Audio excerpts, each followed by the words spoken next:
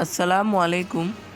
আন আবি সাইদুল কুদুরি রাদিয়াল্লাহু তাআলা আনহু, হযরত আবু সাইদ কুদুরি রাদিয়াল্লাহু তাআলা আনহু হতে বর্ণিত, কলা তিনি বলেন, আতানা আবু মুসা, একদা আবু মুসা আশআরী আমাদের নিকট আগমন করলেন। কলা তিনি বললেন, ইন্না উমর আরসালা ইলাইয়া, নিশ্চয় উমর রাদিয়াল্লাহু তাআলা আনহু আমার নিকট একজন লোক ডেকে পাঠালেন। আন আতিয়াহু, যেন আমি তার কাছে আসি। ফা আতাইতু বাহু, কাজে আমি তার দরজার কাছে আসলাম। ফা সাল্লামতু সালাসান, অতঃপর তার দরজায় 3 বার সালাম করলাম। ফালাম ইয়ারুদ্দা আলাইয়া, আমার সালামের কোনো উত্তর আসেনি।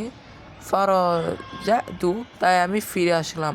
ফাকলা, পরে এক সময় হযরত উমর রাদিয়াল্লাহু তাআলা আনহু জিজ্ঞেস করলেন, মা মানা আকা, তোমাকে কিসে বাধা দিয়েছিল আন্তা তিয়ানা, আমাদের কাছে আসতে? ফাকুলতু, আমি বললাম, ইন্নি আতাইতু, আমি অবশ্যই এসেছি। ফাসাল্লামতু, এবং সালাম করেছি।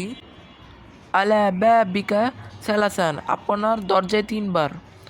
ফালাম তারুদ্দু আলাইয়া, কিন্তু আপনাদের কেউ সালামের জবাব দেয়নি। ফারাজাতু, অতঃপর আমি ফিরে এসেছি। ওয়াকাদ ক্বালা লি রাসূলুল্লাহ সাল্লাল্লাহু আলাইহি ওয়াসাল্লাম, কেননা রাসূলুল্লাহ সাল্লাল্লাহু আলাইহি ওয়াসাল্লাম আমাকে বলেছেন, ইজা ইস্তাজানা আহাদুকুম, যখন তোমাদের কেউ অনুমতি প্রার্থনা করবে, সালাসান 3 বার, ফালাম ইউজান লাহু, অতঃপর যদি তাকে অনুমতি না দেওয়া হয়, ফালিয়ারজি, তবে সে যেন ফিরে আসে। ফাকলা উমারু, এটা শুনে উমর রাদিয়াল্লাহু তাআলা আনহু বললেন, আকিম আলাইহিল বাইইনাতা, এ কথার উপর তুমি প্রমাণ পেশ করো। কলা আবু সাইদ, হযরত আবু সাইদ কুদরি রাদিয়াল্লাহু তাআলা আনহু বললেন, ফাকুমতু মাআউ, আমি আবু মুসা আশআরীর সাথে উঠে আসলাম। ফাযাহাবতু ইলা উমর, এবং উমর রাদিয়াল্লাহু তাআলা আনহুর নিকট গেলাম। ফাশাহিদতু, এবং হাদিসটির প্রমাণ পেশ করলাম। মুত্তাফাকুন আলাইহি, হাদিসটি ইমাম বুখারী ও মুসলিম রাহমাতুল্লাহির ঐকমত্যপূর্ণ বর্ণনা।